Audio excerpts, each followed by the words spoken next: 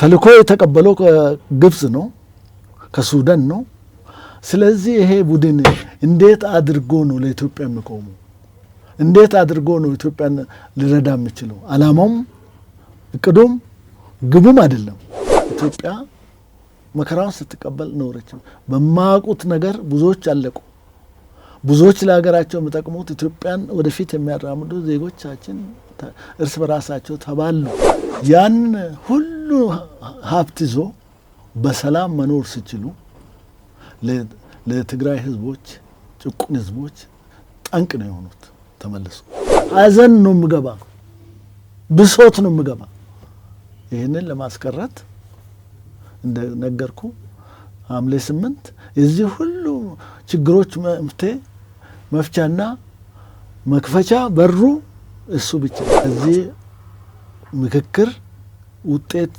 ይጠብቃሉ ውጤቱ ምንድነው ሰላም ምንድነው የሰላም ጮራ በመላ ኢትዮጵያ እንዲፈነጥቅ ይፈልጋሉ እኔም አንተ ይሄም ውይይት ምክክር ኮሚሽኑ በኢትዮጵያ ተቀደም መንፈስ ነው ሁሉም ኢትዮጵያዊ ለኢትዮጵያ ነው ሰላም ለኢትዮጵያ ነው እርገት ለኢትዮጵያ ነው ብልጽግና ለኢትዮጵያ ነው ይሄንን መጣላሰው አለ እንዴ ለምን ይሄንን መጣላሰው የታመመ ነው ወደ ሆስፒታል መውሰድ ነው አላማችን ሰላምና ሰላም ብቻ ነው ከዛ በኋላ ላለው ነገር መንግስት ይጨነቅበት እኔ አይደለም መንግስት አስቀምጠናል መርጠናል እኔ ሞታለሁ ላላ ይችላል አንተና ልጆች ያሉ ይዋሃዳሉ አንድ ይሆናሉ ነቀርሳዎቹ ከውስጡ ሲነቀሉ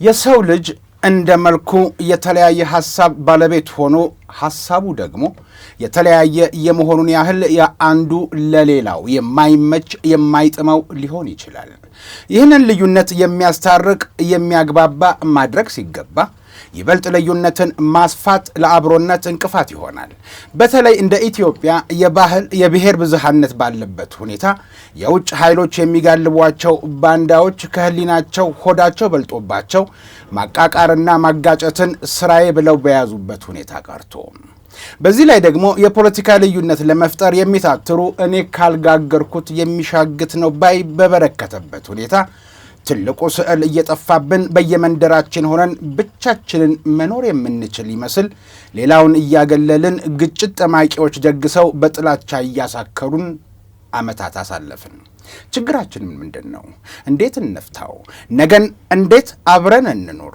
ተበዳይ ተክሶ የሽግግር ፍትህ ሰፍኖ ይቅር ለእግዚአብሔር የመባሉ አፎትሊላህ ተብሎ ያለፈው እንዳይደገም ምን እንስራ የሚለው አስጨናቂ ጉዳይ ነበር ለዚህ መፍትሄ የሚሆን ለአመታት ተንከባለው የመጡ ችግሮቻችንን ለይተን ዳግም ላናነሳው በይቅርታና በፍትህ አልፈን በጠብ ምትክ ሰላም በመገፋፋት ምትክ መቀራረብ መተቃቀፍ ይሆንልን ዘንድ አገራዊ ምክክር ማድረግ ቁጭ ብለን መወያየት ግድ ያለን ዘመን መጥቷል አንዳችንን የምናጠፋበትን የጦር መሳሪያ አስቀምጠን ከሜዳ ወደ ቤት ገብተን በስክነት ቁጭ ብለን ካልተነጋገርን ወንድም ወንድሙን ገድሎ የሚመጣ ድል የለም የሞተው ባልሽ የገደለው ወንድምሽ ሐዘንሽ ቅጣጣ ከቤትሽም አልወጣ እያለን በሐዘን ከመቆራመት በስተቀር የምናመጣው ትርፍም የለም በቀዳማዊ ኃይለ ሥላሴ ዘመነ መንግስት እስከ ደርግ መምጫ ድረስ ያለውን ጊዜም ቃኝተን ከደርግ እስከ ወያኔ ዘመን ድረስና የወያኔ ማዕከላዊ መንግስት እስከ ተሰናበተበት 2010 ድረስ እንዲሁም ከለውጡ በኋላ የተስተዋሉ የሰላም እጦቶችና በዘመናቸው ከተመለከቱት ተነስተን መፍትሄው ምን እንደሆነ ያመላክቱናል ብለን ተስፋ በማድረግ እንዲሁም አገራዊ ምክክር ኮሚሽን በአገር አቀፍ ደረጃ አጀንዳ ሰብስቦ ልየታ አድርጎ 8ቱን አጀንዳዎች ይፋ ባደረገበት ማግስት ላይ ሆነን ከተለያዩ የአገሪቱ አቅጣጫዎች ሽማግሌዎች የሚመለከታቸውን ዜጎች በመሰብሰብ መጻኢውን ዕጣ ፈንታችንን በሰላምና በአብሮነት ልዩነቶች መፍትሄ እንዲያገኙ በመተሳሰብና በኢትዮጵያዊነት ጽናት ላይ የተመሰረተ ለማድረግ ለሐምሌ 8 ቀን ቀጠሮ መያዙን ሰምተናልና በዚህ ዙሪያ እንደ አባት ለኢትዮጵያ ሕይወቱን አሲዞ ዋጋ እንደከፈለ ሰው ለተተኪው ትውልድ አደራ ጭምር የሚሆን ሐሳባቸውን እንዲያካፍሉን እንግዳ ጋብዘን እንግዳዬ ሻለቃ ኤባ ሆርሳ ናቸው እንኳን ደህና መጡ ሻለቃ። እንኳን ደህና ቆያችሁ። በመግቢያ ላይ ለመግለጽ እንደሞከርኩት ሐምሌ 8 ለኢትዮጵያውያን ትልቅ ቀን ነው። ላለፉት በርካታ ዓመታት መግባባት እየቻልን ስንቃቃርባቸው፣ በሌሎች ኃይሎች ፍላጎት ደም ስንቃባ የነበርንባቸው ጊዜያቶች ትርክታቸው የሚለወጥበት ቀን ስለመሆኑ ብዙዎች ይገምታሉ። እርስዎ ይህን ቀን እንዴት አገኙት? ከዚህ እንጀምርና ወደ ሌሎች ጥያቄዎች አልፋለሁ። አዎ እንግዲህ ይሄ ቀን ለኢትዮጵያ ስንከባለል የኖረ ረጅም ዓመት መከራ ለአንድና ለመጨረሻ ጊዜ የሚፈታ መፍትሄ የሚያገኝ መስሎ ይታየኛል። እና ቀኑን እንዴት እየጠበቁት ነው? በዋዜማው ላይ ነው። በዋዜማ ነው። ቀኑን እንግዲህ እኔ ብቻ ሳይሆን መላ ኢትዮጵያ ሕዝብ በጣም በጉጉት የሚጠብቀውና ውጤታማ ደግሞ እንደመሆን በማረጋገጥ እውነተኛ ፍትህ፣ ሰላም በኢትዮጵያ እንደሚሰፍን አልጠራጠርም። አመሰግናለሁ። ለሰላም እጦታችን ዋነኛው ምክንያት እርስ በርስ አለመግባባት፣ መለያየት የሚመስላቸው ሰዎች አሉ። አይደለም፣ ዋነኛውማ ግብፃውያን ናቸው ብለው ከመቶ ዓመታት ወደ ኋላ ተመልሰው የጉንደቱን መከራ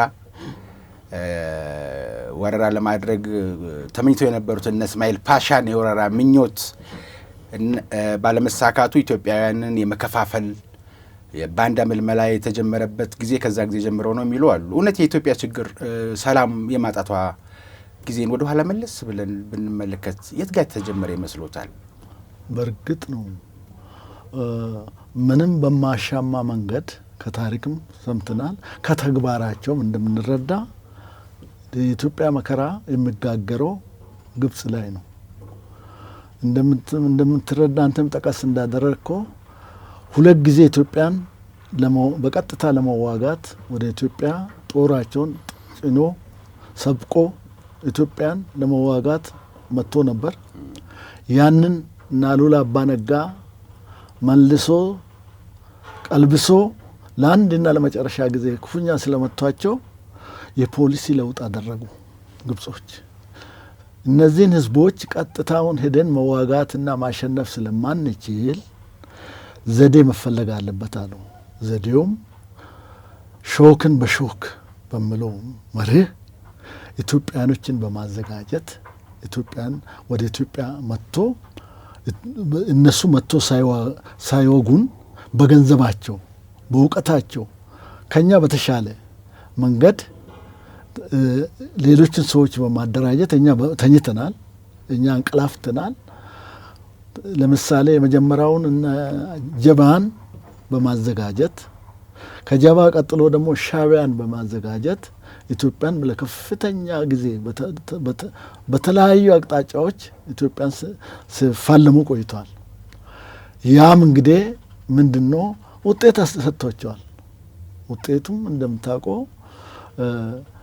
ኤርትራን አስገንጥለዋል። ኤርትራን ደግሞ ያስገነጠሉት ያው አጀንዳቸው ስለሆነ ኢትዮጵያን ቀይ ባህር ማሳጣት ስለሆነ ኢትዮጵያን ማሳነስ ስለሆነ ፍላጎታቸውን አስተካክሎ ኤርትራን አስገንጥሎ ቀይ ባህር አልባ አድርጎታል። ይህም የሆነበት ምክንያት ኢትዮጵያውያን ባልገባቸው ባልተረዱት ደርግን መጥላት ማለት ኢትዮጵያን መጥላት አይደለም። ኢትዮጵያኖች በሙሉ በደርግ አይን ኢትዮጵያን በመመልከታቸው በወቅቱም ደግሞ በጠላቶቿ እጅ ኢትዮጵያ ወደቀች። ይህም የወደቀችው እንዴት ነው? 83 ኢህአዴግ ወያኔ አዲስ አበባን ሲቆጣጠር ሻዕቢያም አብሮ ነው የተቆጣጠረ። አብሮ ነው 4 ኪሎ የገቡት። ይህ 4 ኪሎ የገባ ቡድን ተልእኮ የተቀበለው ከግብጽ ነው፣ ከሱዳን ነው። ስለዚህ ይሄ ቡድን እንዴት አድርጎ ነው ለኢትዮጵያ የሚቆሙ? እንዴት አድርጎ ነው ኢትዮጵያን ሊረዳ የሚችለው? አላማውም እቅዱም ግቡም አይደለም። ስለዚህ እሱን ደግሞ ተባባሪ ህዝቡ ኢትዮጵያ ህዝብ በክፍል ብዙም አይደለም በክፍል አልተረዱም። ደርግን ነው የጠሉት። መንግስቱ ኃይለማርያምን ነው የጠሉት። መንግስቱ ኃይለማርያም መጥላትና አገር መጥላት መለየት ነበረበት እና እድል አገኙ። በዛ እድል እንግዲህ ኢትዮጵያ ለብዙ አመታት ስንከባለለው የነበረው ችግሯን እኛ አብዮታዊትና ተገር ወይ ሞት፣ ኢትዮጵያ አትበታተንም፣ ኤርትራ አትገነጠልም ብለን ሁላችንም በኤርትራ ደማችን አጥንታችን የከሰከስ ነው። ይሄ ጉድ እንዳይመጣ ነው። እሺ ቆይ እንግዲህ ለትውልድ እያወረስን አይደለ የኢትዮጵያን ጉዳይ። ወደ ኋላ ትንሽ መለስ እንበል። በቀዳማዊ ኃይለ ሥላሴ ዘመነ መንግስት እስከ ደርግ መምጫ ድረስ ያለውን ጊዜ ለይተን እንቃኘውና የዛን ጊዜ የኢትዮጵያ ችግር ምን ነበረ? ማግባባ የነበረው ልዩነት ይፈጥር የነበረው ያነታርክ የነበረው ነገር ምንድን ነበር? የታለፉትስ እንዴት ሆነው ታለፉ? በኃይለ ሥላሴ ጊዜ የሚያነታርክ የጎላ ነገር የለም። ምንም የጎላ ነገር የለም። ህብረተሰቡም ሰርቶ ለፍቶ ግሮ ጥሮ የሚኖር ህዝብ ነው። ንጉሱም ቢሆን እንደ እውቀታቸው እንደ ችሎታቸው ለዚህ ሀገር ስልጣኔን አምጥቷል። የባህር ኃይል አቋቁሞልናል። ኢትዮጵያ ዳር ድንበር አስከብሮልናል። እንደገና ኢጣሊያኖች በሴራ የተገነጠለችው ወይም የተወሰደችውን ኤርትራን አስመልሶልናል። በዛን ዘመን እንግዲህ ይሄ ሁሉ ያልተዋጠላቸው ሰዎች፣ ያልተዋጣላቸው ቡድኖች፣ የኢትዮጵያ ታሪካዊ ጠላቶች ይህንን እንቅፋት ፈጥሮ ኤርትራን ለማስገንጠል ኢትዮጵያን ለመበታተን ደረጃ በደረጃ ሰርቷል። ስለዚህ በዛን ዘመን በንጉሱ ዘመን እንደምታውቀው ትጥቃችንም ስንቃችንም ከምዕራባውያን ነው፣ ከአሜሪካ ነው። ከአሜሪካ ጋር ጥሩ ግንኙነት ነበረ ኢትዮጵያ በንጉሱ ዘመን። ሁሉም ትጥቅ የሚመጣ ለምሳሌ ከባድ መሳሪያም እስከ ቀላል መሳሪያ M1 ድረስ ከዛ ነው የሚመጣ። በዛን ጊዜ እንግዲህ በኃይለ ሥላሴ ጊዜ እንደምታውቀው ኢትዮጵያ ህዝቡም ትንሽ ነው፣ 20 ሚሊዮን መካከል ነው። የህዝብ ብዛትም የላትም፣ ሀብት አላት። ሀብቱንም ደግሞ ተመራምሮ የደረሰበት ሰው የለም። በእጁ ያለውን ወርቅ የተረዳም ሰው የለም። ስለዚህ እንግዲህ ህዝቡም የተማረ የሰው ኃይልም እስከዚህም ነው፣ በቁጥር ነው። ስለዚህ በኢትዮጵያ በኃይለ ሥላሴ ጊዜ ይሄ ነው የሚባል ችግር እኔ ጎልቶ የምታይ ነገር በኋላ ከደርግ መምጣት በኋላ ነው ችግሮች የመጡት። እስኪ እንግዲህ ከዚህ አንድ እንበል። ምክንያቱም ትናንትና የተጀመረ የሚመስለው ታዳጊ ያለ የኢትዮጵያ ችግር አሁን ዘመኑ ሰልጥኖ የፌስቡኩም ዩቲዩቡም እንደፈለገ ማንም ተነስቶ የፈለገውን ነገር የሚናገርበት ጊዜ ስለሆነ እውነት ለኢትዮጵያ ችግር መፈጠር የተጀመረው አሁን የለውጡ መንግስት ከመጣ በኋላ አድርገው የሚያስቡ ሰዎች አሉ። በደርግ ጊዜ እንግዲህ ወደ የአብዮት ለውጥ ያስፈልጋል በሚል አለመግባባቶች መካረር የጀመሩት የመደብ ጭቆና መኖሩ እየታመነ የብሔር ጭቆና እንዳለ ተደርጎ የዩኒቨርሲቲ ተማሪዎች እንቅስቃሴ ሲያደርጉ የነበረው የደርግ መምጫ ላይ ነው አይደለም? ንጉሱን ከመጣል ልክ ነው ጀምሮ እና እስኪ እሱን መከራ ጊዜ እነይና ያልተገባውንና መፍትሄ ያገኙትን ደግሞ ለመለየት እንዲያስችል። እንግዲህ ለውጥ እንግዲህ ዓለም በእንቅስቃሴ ውስጥ ነው። ኢትዮጵያ ሁለት ጎራ ሆነ። ገና ነው ወደዛ ሳንደርስ አንድ ጎራ ውስጥ ነበር። በአንድ ጎራ ውስጥ በነበርንበት ጊዜ እንደምታውቀው ቃኞች ስቴሽን አስመራ ነበር። ይሄን ምስራቅ አፍሪካንና ማዕከላዊ አረቦችን ወይም ገልፎችን የሚቆጣጠሩ ኢትዮጵያ ውስጥ ሆኖ ነው። ቃኞ ስቴሽን የሚባለው አስመራ ነበር። ከንጉሱ ጋርም ኢትዮጵያ እንደነገርኩ ከአሜሪካ ጋር ጥሩ ግንኙነት ነበራን። ኢትዮጵያ ወታደሮችም መኮንኖችም ሄደው የሚሰለጥኑት አሜሪካ ነው እና ያለን ግንኙነት በጣም ቆንጆ ነበር። በመሀሉ እንግዲህ እንደነገርክ የካቲት 66 አብዮት ፈነዳ። የአብዮት መፈንዳት መንስኤው ደግሞ ያው ኃይለ ሥላሴ እንደምታውቀው እንግዲህ እድሜያቸውን ገፍቷል። ከ84 ዓመት አካባቢ ይመስለኛል። ስልጣናቸውን አሳልፎ ለመስጠት ፍቃደኛ አልሆኑ። ህዝቡ ለውጥ ይፈልጋል። ንጉሱ በስልጣናቸው መቀጠል ይፈልጋሉ። እንግዲህ በዚህ መካከል ቅድም እንደገለጽኩልህ አብዮት ፈነዳ። አብዮት ሲፈነዳ ሁሉም ድብልቅልቅ ወጣ። ደርግ ወደ ስልጣን ሲመጣ ምንም ቅድም አልነበሩም። ወታደሮቹ የተሰባሰቡት ወይም የመጡት የደሞዝ ጭማሪና ቀለብ፣ እንደውም ደሞዝ ጭማሪ አይደለም ቀለብ እንዲሻሻልላቸው፣ የግመል ወተት ነው የምንጠጣ አሻሽሉልን፣ ውሃ ቀለብ በወቅቱ ይምጣለን በማለት ጥያቄ አቀረቡ። ከምስራቅ መንግስቱ ኃይለማርያምና እነ ለገሰ አስፋ፣ ከዚህ ደግሞ ከደቡብ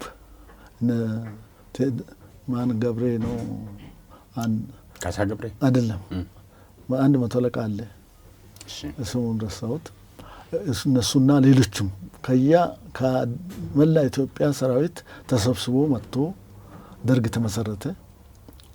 ደርግ ሲመሰረት እንደምታውቀው ምንም የፖለቲካ ትምህርት የለም። እኛ የምናውቀው አገር መጠበቅ ነው። ሁሉን ነገር እንግዲህ ይሄንን በማድረግ ኢትዮጵያ ታላቂቷ ኢትዮጵያ በደርግ እጅ ወደቀች። ደርግ እውቀት የለንም የፖለቲካ። ደርግ እንደነገርኩ መዋጋት ነው፣ አገርን መጠበቅ ነው። በዚህ መካከል እንግዲህ አብዮቱ እየገፋ ሲመጣ ምን ተነሳ? ጠላቶች መምጣት ጀመሩ። ደርግ ያው በዲፕሎማሲም በምንም ገና ብስል ባልነበረበት ሰዓት ውጭ ያሉት ተጠናከሩ። አሁን እዚህ ላይ እንግዲህ ትልቁ ሚና ግብጾች ሱዳንን አደራጁ። ከሱዳን ጋር ጎራ ከፈሉ። ከታች በምስራቅ ሶማሊያ ሰይድ ባሬን አደራጁ። ከውጭ አረቦች በአጠቃላይ ይሄ የአረብ ሊግ የሚባሉት ተረባረቡብን። እነ ሲሪያ፣ ኢራን፣ ኢራቅ፣ ኩዌት የመሳሰሉት ሶሪያ ኢትዮጵያ ላይ ተረባረቡ። አብዮቱን ለመቀልበስ እንቅስቃሴ ተጀመረ፣ ትንቅንቅ ተጀመረ። በዚህ መካከል እንግዲህ መንግስቱ ኃይለማርያም አሜሪካኖቹን ከኢትዮጵያ አባረረ። ያባረረበት ምክንያት መሳሪያ የ100 ሚሊዮን ብር ኢትዮጵያ መሳሪያ ከአሜሪካ ነው የምትገዛ፣ የከፈለችውን ገንዘብ አልሰጥም አለች። ባዶ እጃችን ቀረን። ምንም የሚደረገው ነገር የለም። ኢትዮጵያ የግድ እንግዲህ ምን አስፈለገ? የተማረ የሰው ኃይል መጡ። ማን ልኬ ዶክተር ሰናይ ልኬ መሳሰሉት መጡ። ምን አማከሩ? ሶሻሊዝም የሚባል መንገድ ይጠቅማቸዋል፣ ይሄ ነው ሊያሻግራቸው የሚችለው የሚለውን አቅጣጫ ሰጡ። ደርግም እንግዲህ ኮምፓስ የለውም። በእነሱ ኮምፓስ ወደ ምስራቅ ወይንም ወደ ሶሻሊስት ካምፕ ገባ። ወደ ሶሻሊስት ካምፕ ሲገባ ጠላቶች አሁን በረከቱ። ቅድም ለጠየቀው ጥያቄ ጠላት በየቦታ በረከተ። እጁ ተነሳ። በሀገር ውስጥ ንጉሳዊ ስርዓት ለማምጣት ተንቀሳቀሰ። ኢህአፓ ተፈለፈለ። በዛ ኢህአት ወያኔ በሻዕቢያ በጀብሃ አማካኝነት ተበራታቱ፣ ተንሰራፉ፣ አገሩን ተቆጣጠሩ። ህዝቡ ምንም የማያውቀው የፖለቲካ መስረት የሌለው ህዝብ አንጓለሉት፣ አቅጣጫ አሳጡት፣ ግራ አጋቡት። ብሎም በጠራራ ፀሐይ የቀበሌ ተመራጮችን የህዝብ ወገኖችን መረሸን ጀመሩ። በዛን ጊዜ እንግዲህ ደርግ ምን አደረገ? ነጭ ሽብር በቀይ ሽብር በሚለው የቀይ ሽብር ስራ ተጀመረ። ያ ማለትም እንግዲህ መንግስቱ ኃይለማርያምን እስከ መግደል ተኩሶ በአራተኛ ክፍለ ጦር አካባቢ ወደ ቤቱ ሲመለሱ አደጋ ሊያደርሱባቸው ነበር። ይሄ ሁሉ ሴራ ተሸርቦ ይሄ መከራ ኢትዮጵያ መከራውን ስትቀበል ኖረች። በማያውቁት ነገር ብዙዎች አለቁ። ብዙዎች ለሀገራቸው የሚጠቅሙት ኢትዮጵያን ወደፊት የሚያራምዱ ዜጎቻችን እርስ በራሳቸው ተባሉ። እንደ ዳይኖሰር ታውቃለህ? አንድ አውሬ አለ ከዓለም የጠፋ ግዙፍ አውሬ ነው። ያንን አውሬ እንደ አጋጣሚ አስካል ማለም አጥንቱን መስኮ ውስጥ ጎብኝቻለሁ። ሙዚየም ውስጥ አለ። ትልቅ አውሬ ነው። በጣም ግዙፍ አውሬ ነው።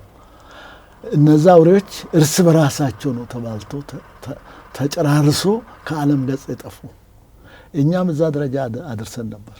እርስ በራስ ተባልተን ባዶ እንዲቆር። ዓላማ የማን ነው? የግብጾች። ዓላማ የማን ነው? የአረቦች። ምክንያቱም ኢትዮጵያን እንዲሁ ምንም ሳትደርስባቸው ስለሚፈሯት፣ እንዲሁ ምንም ሳታደርስባቸው የሚፈሯት ሀገር ነች። ይሄን ጉዳይ አደረጉ። ኢትዮጵያኖችም ተጨራረሱ፣ ተላለቁ። በዛ መካከል ደግሞ ሶማሊያ መጣች። በቀጥታ በግብጽ ወረራ አሜሪካ መሳሪያ ከልክለዋል ብያለሁ፣ አልሰጥም ብሏል። መሳሪያ ከሶቪየትም ልመናም ሆነ በግዢ ተክዶ እሱም ዘግይቶ በደቂቃ ሊመጣ አይችልም። ለዛም ስልጠና ያስፈልጋል። እንግዲህ ምን ያህል ከባድ እንደሆነ የተመልከተ ነው። ወንድም የሰለጠንክበት መስመር ሌላ ነው፣ በዚህ በኩል የመጣ መሳሪያ ሌላ ነው። የመጣ ጠላት በአራቱም ማዕዘን ኢትዮጵያን ከቦ አስጨንቆ አሳራውን ሲያሳዩ የኢትዮጵያ ሕዝብ የቁርጥ ቀን ሕዝቦች ኢትዮጵያውያን ምን ብሎ ተነሱ? ኢትዮጵያ ትቅደም ብሎ ተነሱ። ኢትዮጵያ ትቅደም የሚል መፈክር ይዞ ተነሱ። ያ ኢትዮጵያ ትቅደም ማለት ምን ማለት ነው? ሁላችንም እቅርብንና ሁሉ ከኢትዮጵያ በኋላ ነውና ኢትዮጵያን እናስቀድም ብሎ ህዝቡ እንግዲህ ታስታውሳለህ። ይሄ ልብስም ተመልከት፣ የዛሬ 50 ዓመት ነው ይሄ ሚሊሻ ልብስ። በ69 መንግስቱ ኃይለማርያም 300,000 ሚሊሻ እና ተገር ጥሪ ያደረገ። ያ 300,000 ሚሊሻ በ3 ወር ሰልጥኖ የኢትዮጵያን ዳር ድንበር ለማስመለስ ለማስከበር ማታ ማታ እኛ ውጭ መኮንኖች ነበር፣ ሆሎታ 31 እኛ ውጭ መኮንኖች ማታ ማታ የመኮንነት ትምህርት እንማራለን፣ ቀን ቀን ሚሊሻን እናሰለጥናለን። እዚህ መካከል የአዲስ አበባ ህዝብ ከዚህ በፊትም ነግሬያለሁ። የአዲስ አበባ ህዝብ ታላቁ የአዲስ አበባ ህዝብ ከቤቱ ምንድነው ብላና መክተፊያ ሳይቀር ልጥ የሚቦካበትን ማቡካ ተሸክሞ አዲስ አበባ ህዝብ መጥቶ ታጠቅ ጦር ሰፈር ያንን ሚሊሻ እየመገቡልን፣ ያንን ሚሊሻ ያኖሩልን፣ ሁሉንም ነገር የሚፈልገውን ነገር ያደረጉለት። መንግስት ቀለብ የለው፣ የተዘጋጀ ነገር የለም። ባዶ እጅ ነው፣ ባዶ አገር ነች።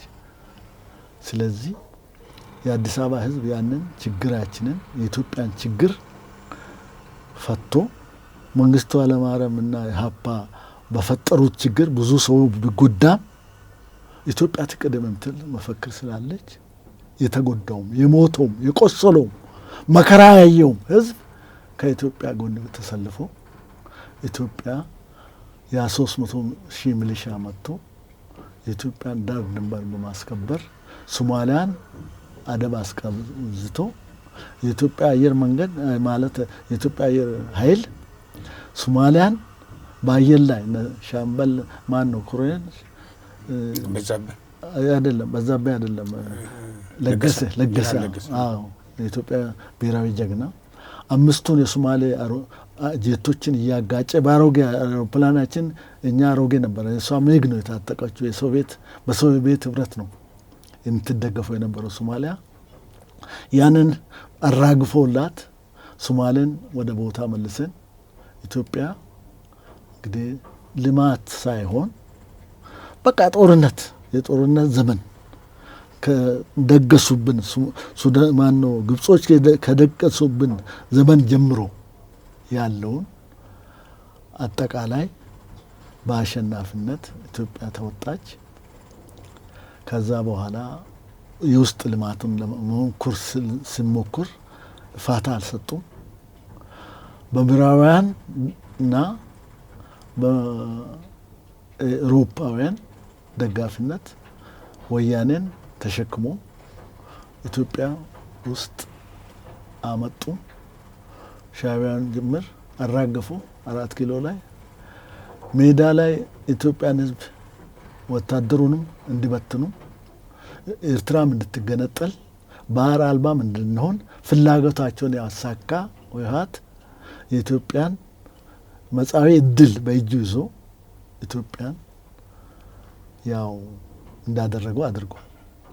ያም ሁሉ በደል ቢሆንም ኢትዮጵያኖች ቂም ስለሌለን የነገ ልጆቻችን አብሮ መኖሩ ስለሆነ ያንን የበደሉብንም በደል ሁሉ ይቅር በማለት ሁሉ ነገር በአገሪቷ በፈቀደችው አቅም ለሁሉም በ14ቱም ክፍላት አገር እኩል ለምሳሌ ከዚህ ኤርትራ ድረስ ስኳር 1 ኪሎ ስኳር አዲስ አበባ ውስጥ ስንት ነው የሚሸጠው? ብር ከ5 ሳንቲም ነው። ኤርትራም ውስጥ አስመራ ብር ከ5 ሳንቲም ነው የሚሸጠው በአውሮፕላን ሄዶ ኤርትራኖች በሆኑ ምንም ኢትዮጵያ የበደለቻቸው ነገር የለም። ትልቆቹ ባለሀብቶች ትልቆቹ ሰዎች በቃ የተማሩ ሰዎች ያሉት በሙሉ ኤርትራውያን ነበሩ። ባለጸጋዎቹ ኤርትራውያን ነበሩ። በዚህ ኢትዮጵያ ውስጥ መኖር ሲችሉ በሴራ አስገንጥሎ ህዝቡን ከሳሎን ወደ ኩሽና ነው የከተቷቸው። ኤርትራኖችን ኩሽና ውስጥ ነው የከተቷቸው። ኤርትራኖች ኩሽና አይገባቸው።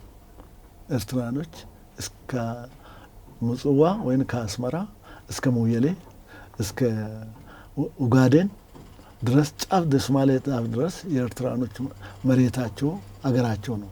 ያንን ሰፊ መንገድ ሀብት አሳጥቶ ሻዕቢያ የጠቀሙ መስሎ ኢትዮጵያን የጎዱበት አቅጣጫ በዚህን በእንግዲህ በደርግ ዘመን ውስጥ ይሄን ይመስላል።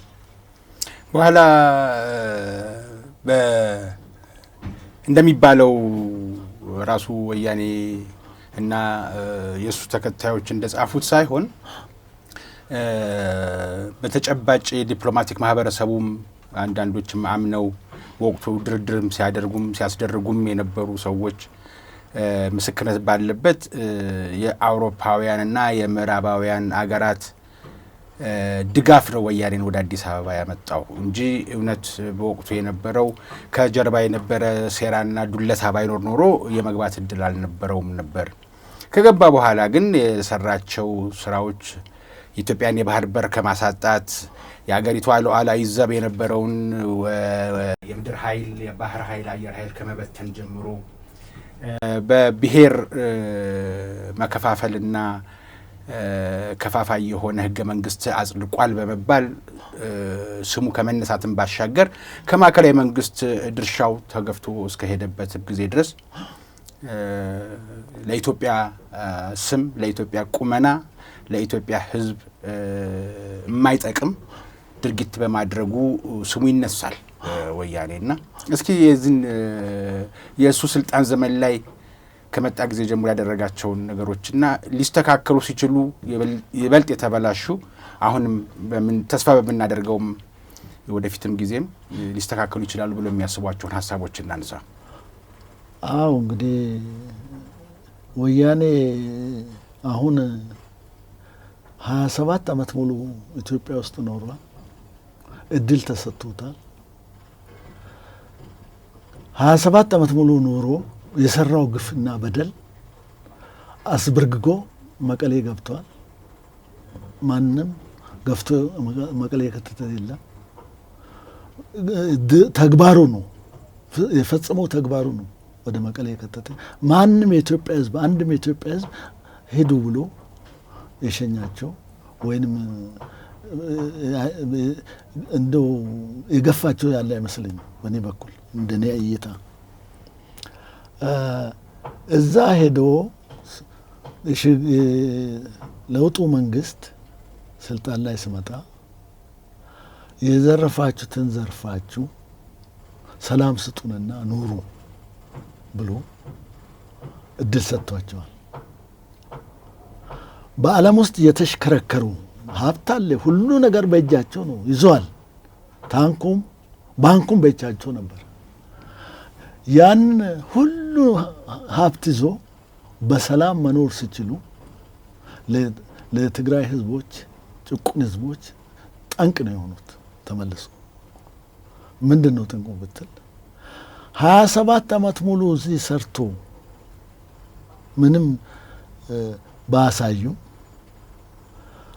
ያሳዩን ነገር ቢኖር መከፋፈሉ በህገ መንግስት ውስጥ አስቀምጦ አከሌ አንተ ሀገር ይሄ ነው፣ አከሌ አንተ ሀገር ይሄ ነው፣ ያንተ ግዛት ነው፣ አንተ ክልል ነው ብሎ ህዝቡን በማጃጃል ህዝቡን ደግሞ እነሱን ተቀብሎ የተፈጸመውን ታሪክ እዚህ ላይ አልደገምም።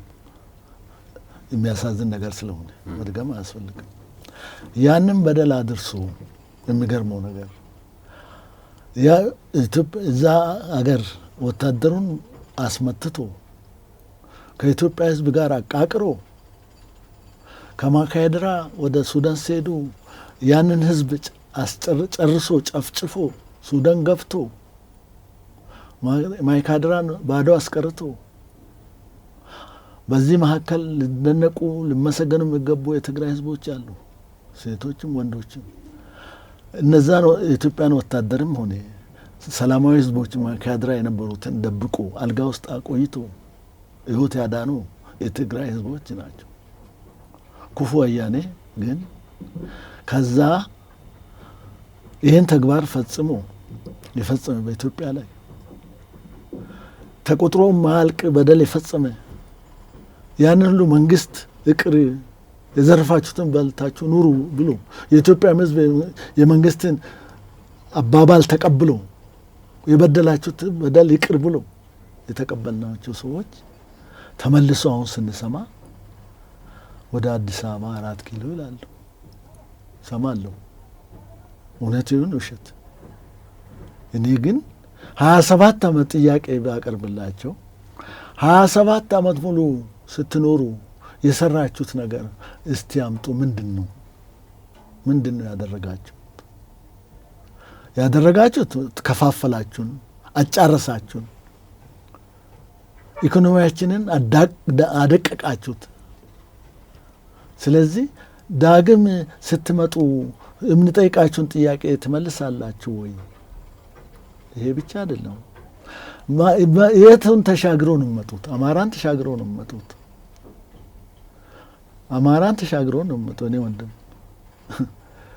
ባለፈው ጊዜ በዚህ በጦርነቱ በወልዲያ በወሎ በደሴ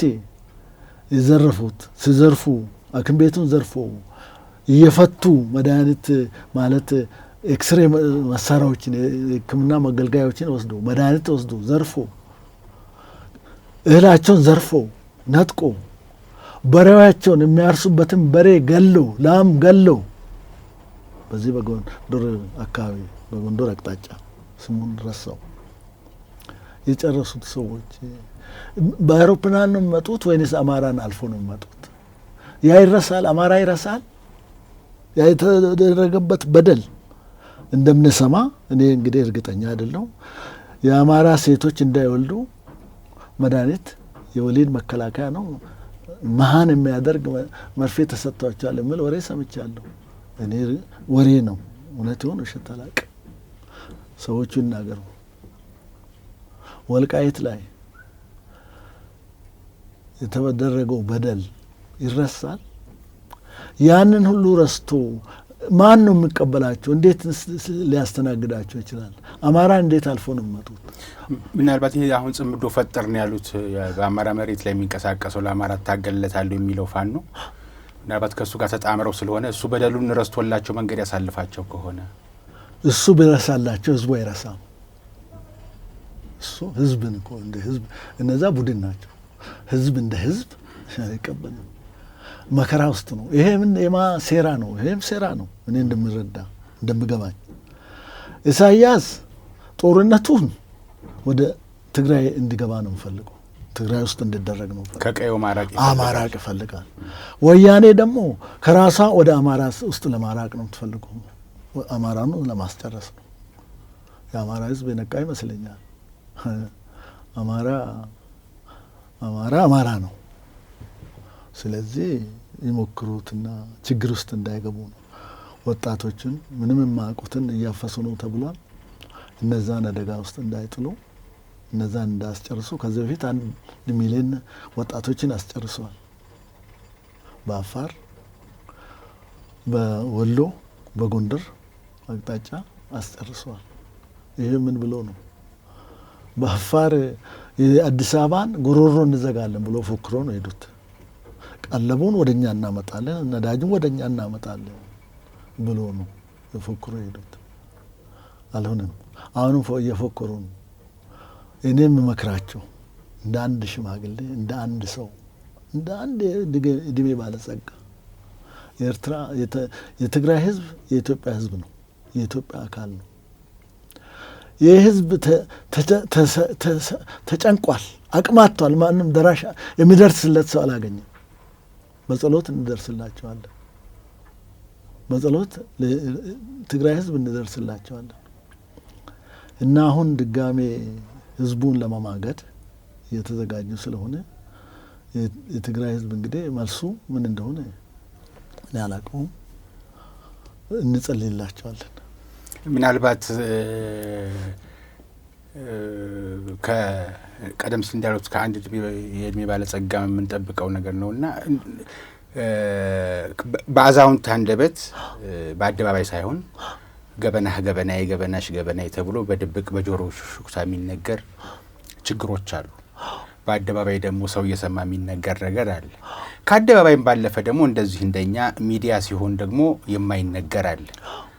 ግን ዋናውን ኢትዮጵያ ቀና እንዳትል የሚፈልጉ ልጆቿ አንድ ቋንቋ እንዳይናገሩ የሚያግባባ አንድ ቋንቋ እንዳይናገሩ የውጭ ኃይሎች የሚያደርጉት ተጽዕኖ እንዳይገባን ተደርጎ ባልገባን ነው እስካሁን ስንጋጭም ስንተራመስ ቢኖር ነው የሚል ማጠቃለል ይቻላል። እንደዚህ ሰብስቦ ይቻላል። ምንድነው ኢትዮጵያውያን ህዝቦች ፍጹም የሆኑ ህዝቦች ናቸው። የኢትዮጵያ ህዝብ ልገዛ ለመጣ በክፉም በደጉም እድል ይሰጣል። በጣም እድል ይሰጣል። እድሉን ያልተጠቀመበት ይጠቀማል። ለደርግም እድል ሰጥቷል፣ ለወያኔም እድል ሰጥቷል። 27 ዓመት ሙሉ ነው የሰጠ። እድሉን ያበላሸ ወያኔ ነው። በተለይ በ97 በደንብ እንዲገባው አድርጎ ነበር። በዛን ጊዜ ስልጣኑን አሳልፎ ቢሰጥ ኖሮ ወያኔ ለታሪክ እስከ ዓለም ፍጻሜ ታሪካቸው ሲዘከርላቸው ይኖር ነበር። ይሄ እንዳይደረግ ጥቂት 10ም 20ም የማይሞሉ ስግብግቦች በትግራይ ህዝብ የሚነግዱ እንዴት አድርገን ነው ስልጣን እንሰጠው? እንደው ምን አለው? ስልጣን ያመጣ ነው በጠመንጃ ነው። ስልጣን ከፈለጋችሁ ጫካ ግቡና ተዋግታችሁ ነው አለው። በጠረጴዛ ዙሪያ እንወያይ አይደለም ያሉት፣ እንዋጋ ነው አሉት። ኑ ሞክሩን ነው አሉት። ግን የተዋጋቸውም የለም፣ የሞክራቸውም የለም። ራሳቸው እንደ ጉም ነው የበተኑት። ማንም አልነካቸውም። ተግባራቸው እንደ ጉም እንዲበኑ ያደረጋቸው ወያኔዎች። የትግራይን ህዝብ አይመለከትም። ይሄ የትግራይ ህዝብ የማይመለከትበት ምክንያት አቅም የለውም። ምንም ማድረግ አይችልም። ተማርን የሚሉትም ሰዎች ምን ልበል እንግዲህ እንደው አንድ ቃል ይናገር ነበር፣ ይቅርብኝ፣ ሳንሱር አደረኩኝ። ሳንሱር ሳንሱር ማድረግ ራስን ሳንሱር አደረኩት። የሚገባቸውን ቃል እናገር ነበር፣ ይቅር። የሚያሳዝነውም እኮ ሻለቃ ይሄ ነው። ሁል ጊዜ በማዕከላዊ መንግስት ስልጣን ላይ የሚያለ በትግራይ ህዝብ ስም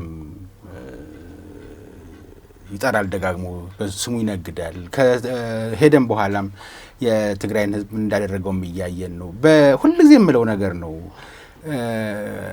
ስልጣኑን ተመክቶ ባልተገባ ሁኔታ ተጠቃሚ ለመሆን እሱና በዙሪያ ያሉ ሰዎች የኢትዮጵያን ሀብት ሲከፋፈሉና ሲመዘብሩ ለትግራዋይ እናት የ5 ብር ቡና አልሰጠም የምለው ነገር አለኝ። ሁል ጊዜ እንደምን አደርሽ እንኳን ብሎ በቅጡ ሰላምታ ያላቀረበላት፣ ግን እንዲህ አይነት ጭንቀት ሰዓት ሲመጣ ደግሞ የትግራይ ህዝብና ህወሓት አንድ ነው ብሎ ወደ ጉያዋ የሚገባበት እዛም አካባቢ ደግሞ የተፈጠረ ነገር አለ። ልጇን በመሰዋቷ ተገዳም ይሁን ተታላ ልጇን ለህወሓት ስለገበረች እንደ ጀግና ራሷንም እየቆጠረች የምታይ እናትም አለች መባልን ስሰማ ለምን ብዬ ራሴንም እጠይቃለሁ። ምናልባት ሚዲያዎች አልሰራንም ወይ በዚህ ጉዳይ ላይ ድርጅቱና የትግራይ ህዝብ ለየብቻ መሆኑን የተነጣጠሉ መሆናቸውን አላስረዳንም ወይ? ከኛ ጎድሎ ተገኝቶ ነው ወይ ይህን ያክል ስህተት የተፈጠረውም የሚያስብል ይመስለኛል። ለማንኛውም ይሄ ግፍ ሲሞላ እንግዲህ ግፍ ሲበዛ ነገሮች ይለወጣሉ። ሊያጋጩን የሚችሉት ነገሮች ሁሉ ሲንከባለሉ ይመጡት እስካሁን እንግዲህ ቀደም ሲል እንዳልነው በአደባባይ የሚነገርም በተለይ ደግሞ እንደርሶ ለሀገር ዋጋ የከፈለ አዛውንት የሆነ ሰው ከአንደበቱ ሰላምን ለማምጣት ሲባል ከአንደበቱ መቆጠብ ያለበትም ነገርም ስላለ ማንናገራቸው ብዙ ነገሮች አሉ። ሲደመር ደግሞ ሚዲያም ስለሆነ ግን አሁን ችግሮቻችን እንደቀጠሉ ናቸው። ከለውጡም በኋላ ምንድን ነው ምክንያቱ? ያ ሲበድል የነበረ የተባለው ኃይል ተገፍቶ ከሄደ ለውጥ ከመጣ አሁንም በተለያዩ ቦታዎች ግጭቶች አሉ፣ መታገቶች አሉ፣ መታፈኖች አሉ። የገዛ ወንድሙን ገድሎ የሚፎክር እየበረከተ ነው። የገዛ ቤተሰቡን አግቶ ገንዘብ አምጡ የሚል እየበዛ ነው። ምንድን ነው ችግሩ ታዲያ? ለውጥ ነበር የሚያስፈልገው ተብሎ ለውጥ ከመጣ እንግዲህ ይሄ ነገር ለሰዎች ሁልጊዜ ለሰዎች መጥፎ ነገር መስጠት አስፈላጊ አይደለም። እኔ እንደ ራሴ እንደምገባኝ አሁን ከወያኔ አልፎ ወያኔ በርቀት ነው አለችው። ምንም አስተዋጽኦ ብኖራትም ኢትዮጵያን መስሎ ለኢትዮጵያ ተቆርቋሪ መስሎ ወገን መስሎ ሰርጎ ገብቶ ችግር የሚፈጥሩ ቡድኖች አሉ፣ ግለሰቦችም ይኖራሉ። ችግሮቹ ስር የሰደደ ነው። ችግሩ የኢትዮጵያ ችግር በአንዴ የሚፈታ አይደለም፣ በደረጃ በደረጃ የሚፈታ ነው። ወደፊት እንነጋገራለን አለን፣ ወደፊት አጀንዳ አለን። እዛ ከመድረሳችን በፊት የችግሩ መፍትሄ ሁሉም አውቃለሁ ባይሆን በዛ ሁሉም ከኔ በላይ አሳር ከኔ በላይ ያሳር ዶክተሩም ሆድ ቀዳጁም መርፌ ወጊም ብጠየቅ ሁሉም እኔ ነኝ ባይ ነው። እኔ እችላለሁ። ለኢትዮጵያም እኔ ነኝ ባይ ነው። ሁሉም እኔ ነኝ ባይ ከማለት እስቲ አንድ ላይ ሆነን የኢትዮጵያን ችግር መፍትሄው ምንድን ነው?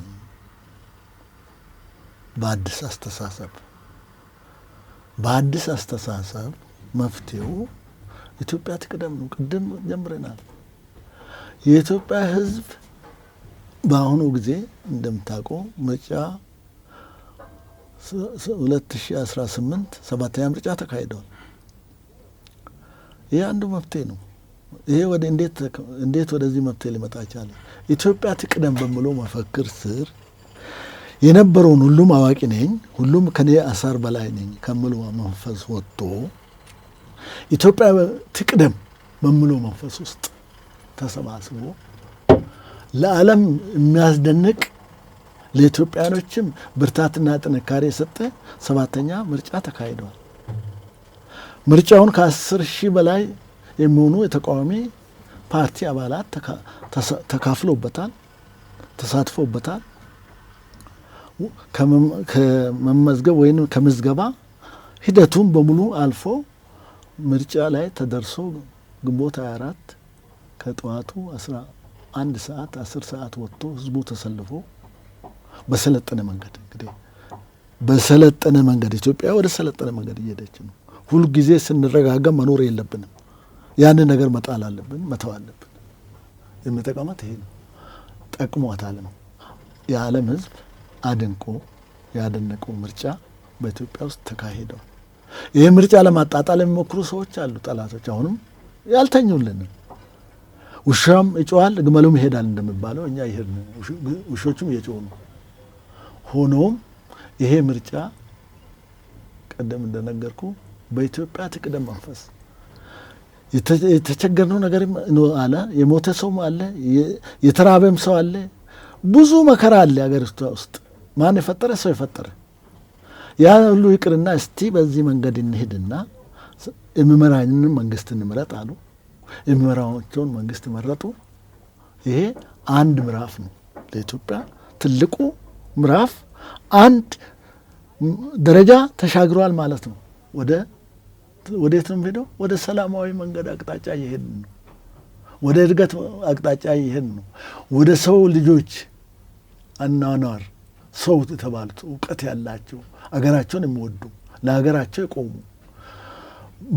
በኖሩበት ዘመን ተጠቅሞ ለሚቀጥለው ትውልድ የሚያስተላልፉ ባይጠቀሙም እንደኛ ነን። እንግዲህ ኢትዮጵያኖች ምንም የተጠቀመ ኢትዮጵያዊ የለም።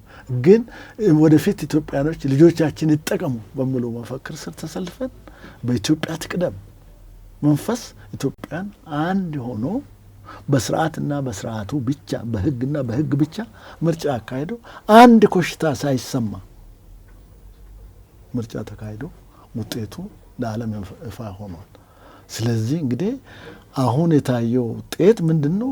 የህዝቡ መረጋጋት፣ መረዳት፣ ህዝቡ ሰላምና ሰላምን ብቻ በመፈለግ ሊኖር የሚችለው ካሉት ጎረቤቶቻችን ከበደሉንም ከሻዕቢያም ጋር መንግስት ተናግሯል። ቁጭ ብለን እንወያይ፣ የወደብ ችግር አለብን፣ ችግሬን በጉልበት ሳይሆን በሰላማዊ መንገድ ሰጥቶ በመቃል እንስማማ። ኤርትራም ታድጋለች፣ ኢትዮጵያም ታድጋለች። ቀድሞ ነው እንጂ በሴራ ነው እንጂ አንድ የነበርን ህዝቦች ነን።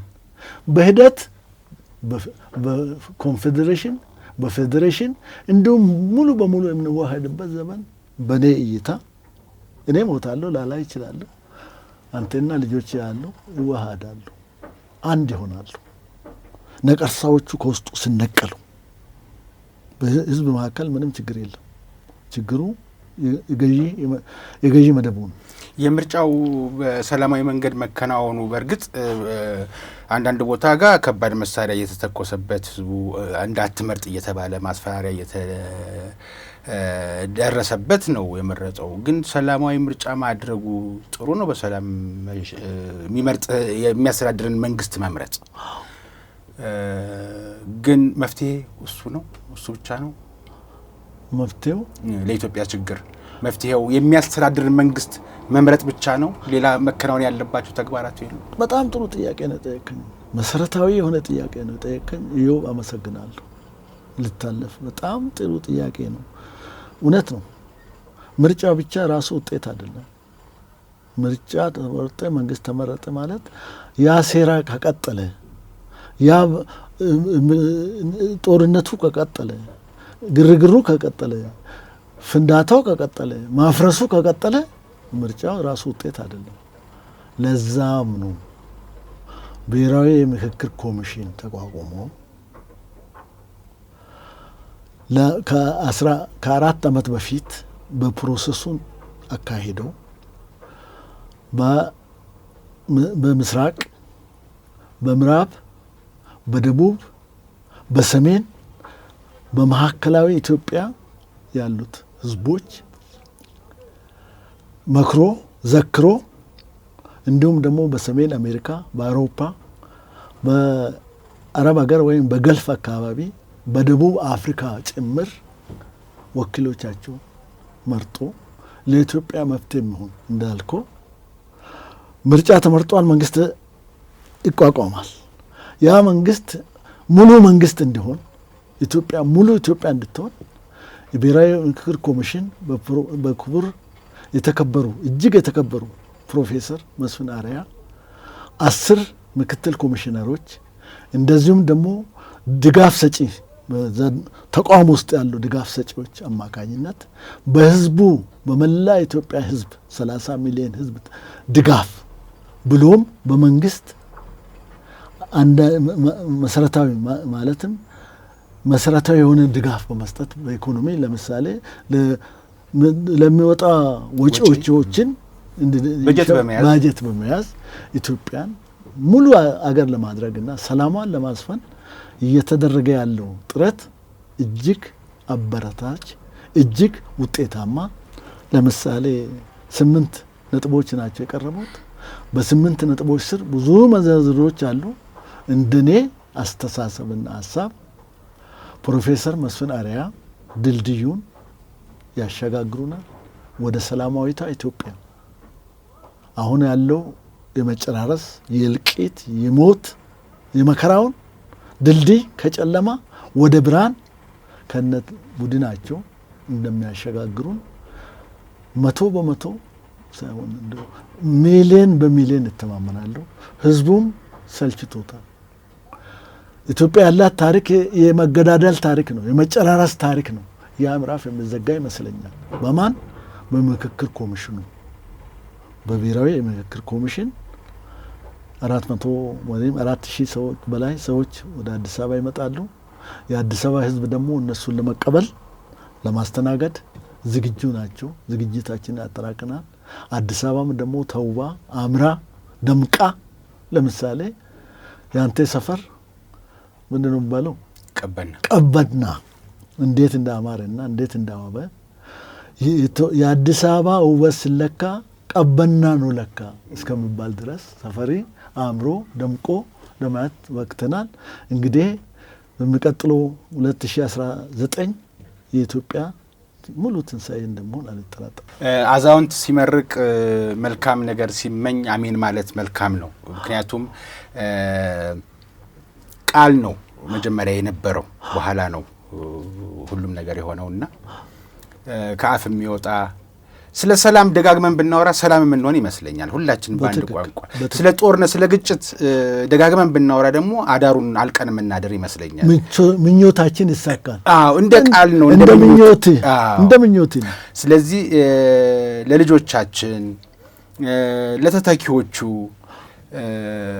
መልካም ነገር አስበን እኛ ታላላቆቻችን ያሳሰተውን እነሱም ተሳስተው የተቀበልናትን ኢትዮጵያ ለልጆቹ ለተተኪዎቹ ከምናስረክብ በሚል ነው የአዛውንት ምክርን ከሁኔታዎች መገጣጠም ጋር። እንግዲህ አሁን ቀደም ሲል ሰው እንዳሉት የዘንድሮ ምርጫ በጣም ጠቅላይ ሚኒስትሩም ሲሉት ነበር አይደረግም ለሚሉ ሰዎች ምሳሌ አድርገው እንደውም የጥምቀት በዓልን አነስተው ያ ሁሉ ታቦት ታጅቦ ወጥቶ ውጭ አድሮ በሰላም ከገባ ለምርጫው እንግዲህ 3 ቀንም 4 ቀንም የሚቆዩ ታቦቶች አሉ አይደለም? ለጥምቀት በከተራ ጊዜ ይወጡና በማግስቱ የሚመለሱ አሉ። ቃና ዘገሊላ ዕለት የሚመለሱ አሉ እንደ ቅዱስ ሚካኤል ታቦት። ሌሎች አንዳንድ ቦታ ደግሞ እስከ 21ም ድረስ 7 ቀን 5 ቀን ውጭ የሚቆዩ አሉና ያ ሁሉ ጊዜ ሲሆን ኮሽ የለም። ምርጫው ደግሞ ጧት ተጀምሮ ማታ ነው የሚጠናቀቀው። አይቻልም የሚለው ነገር ለምንድን ነው የሚሆነው? እሳቸው በዚህኛው በምርጫው ብቻ ሳይሆን አይቻልም የሚለውን ቃል የሚጸየፉት ይመስለኛል፣ አይወዱትም። እና ይቻላል የሚል ትውልዱ ላይ የሚያጋቡ ያለው ነገር ይቻላል የሚለውን መንፈስ ነው።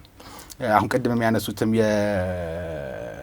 የቀበናም በቆርቆሮ ተከልሉ እንዲያጥሮ ለማስቀመጥ እየተባለ ሲባል ለካ ውስጡን ስራ እየተሰራ ነበረ እና ቆርቆሮ ሲገለጥ ነው አጥሮ ሲገለጥ ነው ሲነሳ ያ ሁሉ ነገር የታየው። ምን ለማለት ፈልጌ ነው? ቃላቶች የምንመኘውን ነገር በተናገርን ቁጥር ነው የሚሆኑት። እነዚህ ክፉ ነገር የሚመኙት ደግሞ በውጭ ሀገር ተደላድለው ያሉ ሰዎች ናቸው። እንደ የፔትሮ ዶላር የሚከፈከፍባቸው ሰዎች ናቸው። በሁለት ፓስፖርት ነው የሚኖሩት። እዚህ ያለውን ቁስል አያውቁትም። እዚህ ያለውን ችግር አያውቁትም። ችግሩ ጽብ ብንገባም ምናቸውም አይደለም። ቅድም ግን እንደተባለው ምርጫው ተደርጎ የሚመራንን መሪ መርጠናል ባልን ማግስት ያው ምርጫ ቦርድ ይፋ እንዳደረገው አሸናፊው ፓርቲ በሚቀጥለው መስከረም 25 ፓርላማ፣ ፌዴሬሽን ምክር ቤትና የሕዝብ ተወካዮች ምክር ቤት በተገኙበት ይሰየማል። ሐምሌ 8 ደግሞ ትልቅ የሙሽርነት ቀን አለ። እንግዲህ እንደዛ ልበለው መሰለኝ። ትክክል። ቢያንስ አጀንዳዎችን ይሄ ነበር ሲንከባለል የመጣ ችግር ብሎ በአንኳሮቹ ለይቶ መያዙና ወደ መፍትሄ ለማመላከት መሞከሩ አንዲት እናት ልጇን ከምትድርበት ቀን ጋር ቢመሳሰል ክፋት ያለው ስላልመሰለኝ ነው። ሶስተኛስ አራተኛስ እያልን የሁለቱ መገጣጠሞች ብቻ ሳይሆን አሁን ያለው ትውልድ ዲጂታላይዝድ የሆነ ነው። ሁሉ ነገር ከለርድ በሆነ ባለቀለም በሆነ ነገር ነው ሰነዱ ያለው። የጥላቻ ንግግሩም በዩቲዩብ ላይ ያገኘዋል ባለቀለም ሆኖ አጠራጣሪ ገሌ አይደለም ያለው እንደውም አሁን ኤአይ ተቀላቅሎበት ሁሉ ተጨምሮ መጥቶበታል። ችግሩ እንዴት አድርጎ ያንጥረውና ምን ያድርግ ለልጆች የሚሆን እንደ አባት ተግሳጽም የአባታዊ ተግሳጽም እንደ አገር ሽማግሌም መቼም ነጭ ማብቀል ተደማጭነት የአገር ሽማግሌ መሆን ዋርካ መሆን ነውና ልብ ላላቸው አባባሌ ቀና ልብ ላላቸው በክፎች የማይዘወሩና በክፎች የማይጠለፉ ሊጠለፉ እንኳን ቢፈልጉ እምቢ የሚሉ ታዳጊዎች ስላሉ ይህን ነገር የሚያዳምጡ ሌሎች ተጨማሪ ነገሮች ስለ ሰላም ግባት የሚሆን አያስፈልግም ወይ? በህጋዊ መንገድ የሚያስተዳድርን መንግስት ከመምረጥ ባሻገር ሲንከባለል ለመጣ ችግሮቻችን መፍትሄ ጠቋሚ መፍትሄ አምጪ የሆነ የሀገራዊ ምክክር ኮሚሽን የሐምሌ 8ቱ ጉባኤ መቃረቡ ከዚህ ሌላ አያስፈልግም ወይ? ምንስ ይደረግ? በጣም ይህም መሰረታዊ ጥያቄ ነው። ሐምሌ 8 እንደኔ አንድ 80 ዓመት በላይ የኖረ ሰው በኢትዮጵያ መሰረታዊ የኢትዮጵያ መሰረታዊ መነሻም ማዳረሻም ኮምፓስ ነው ብዬ ነው የምወስደው። ሐምሌ 8 ኮምፓስ አቅጣጫ ነው። ምንም ትክክለኛውን መስመር የሚሰጠን አቅጣጫ ነው። አንድ ሐምሌ 8 ለመጀመሪያ ጊዜ በኢትዮጵያ ውስጥ በመጀመሪያ ታሪክ እልቅ በሽምግልና እርቆች ይካሄዳሉ። በየመንደሩ በየቤቱ ያ ኢትዮጵያዊ ባህል ነው። ማንም ሰው ከጎረቤቱ ሲጣላ ይታረቃል፣ ከምስቱ ሲጣላ ይታረቃል፣ ከልጆቹ ሲጣላ ይታረቃል፣ ከጎረቤቶቹ ሲጣላ ይታረቃል። እንደው ገፋ ብሎ ደግሞ በአካባቢ በግጦሽ በምናምን ሲጣላም ይታረቃል በባህላዊ መንገድ። አሁን ግን ያ ባህላዊ መንገዱም ተጨምሮበት ዘመናዊነቱም መጥቶ ኢትዮጵያ በጠረጴዛ ዙሪያ ተሰብስቦ መቀመጥ ራሱ ውጤት ነው ለኔ። በቃ ምንም ይሁን ምንም እዚህ ደረጃ መድረስ ውጤት ነው፣ ትልቅ ውጤት ነው። ተጀመረ ማለት ነው። ውይይት ተጀመረ፣ መነጋገር ተጀመረ። እንግዲህ መነጋገር ሲጀምር ለምሳሌ እንውሰድ፣ ሆርሙዝ ላይ አሜሪካና ኢራን፣ እስራኤል ለ4 ወር እየተዋጉ ነው አሉት። በጣም እየተጨፋጨፉ እየተጫረሱ በሚሳኤል በድሮን እየነደዱ ነው አሉት። ውጤት ምን አየ ነው? ብዙ ቦታ ወደ ጠረጴዛ ቀረቡ። በመጨረሻ ጄኔቭ ውስጥ ነው የት ነው አላውቅም፣ አሁን ኔዘርላንድ መሰለኛል፣ ለውይይት ቀረቡ። በውይይቱ ላይ ተፈራረሙ። ሆርሙዝ ምን አገኘች? ጠረጴዛ ላይ በመምጣታቸው ብቻ የመጀመሪያ እኮ ነው ጠረጴዛ ላይ መጡት። ምን ቀጥለ? ዓለም የተፈተነችበትን አንተም እኔም በእኔና በአንተ ላይ በታክሲ ነው የመጣ ተጨምሮብሃል፣ በአውቶቡስ ላይ ተጨምሮልሃል። እኔ ግማሽ መንገድ በእግሬ ስለመጣው ቅናሽ አድርጌ ነው የመጣሁት። ምክንያቱም ብዙውን ጊዜ የምጠቀመው እግረኛ ስለሆንኩ አካክሽ ያለው ብልህነት ነው ይሄ። ስለዚህ ሰላም ምን ያህል ዋጋ እንዳለው ማወቅ ማለት በዚህ በማዕከላዊ ምስራቅ ወይንም ገልፍስ የተደረገው ጦርነት ዓለምን እንዴት እንደፈተነ እኛ ግን ዓለም ህይወታችን በሙሉ የኖርነው በጦርነት ውስጥ ነው። ክብደቱን ይው ዓለም በ4 ወር ውስጥ እንዲህ አይነት መከራ ውስጥ ጦርነት አስቸጋሪ ያቸው ሆርሙዝ የምትባለው ሰርጥ ችግር የፈጠረችው ለዓለም እንግዲህ እሳቱ የነካ ሁሉም ይወቁ። አንተን እሳት ነክተዋል፣ ብዙ ነገር ተጨምሮብሃል። ነዳጅ አምራቾች አይደለንም ኢትዮጵያ። ግን ጥሩ አመራር ስለነበረ የለውጡ መንግስት ቀደም ብሎ አስቦ ብሎች ናቸው፣ ወጣቶች ናቸው፣ አስተዋዮች ናቸው። ቀደም ብሎ የኤሌክትሪክ መኪና ማስገባት ጀምሯል። ራቅ አድርገው ተመልክተው የሚመጣውን ፊውቸሪቲ ተንብዮ ኢትዮጵያን ከመዓት በመጠኑ አድኗል። ሊደነቁ ይገባል፣ ሊመሰገኑ ይገባል። እያንዳንዱ ኢትዮጵያዊ ሊያመሰግናቸው ይገባል። ታስታውስ እንደሆን መኪና ተሰልፎ ነዳጅ ያገኝ ነበር። ሌሎች አገሮች በለጸግን ነዳጅ ያለን አለው እነ ናይጄሪያ ምን ያህል ችግር ውስጥ እንደወደቁ እና ሰምተሃል። ነዳጅ ሁሉንም አገር ነው ምናካ፣ ግን በአመራር ብስለት ያንን ችግር ቀድሞ ተንብዮ መፍትሄ መስጠት ብልህነት ነው።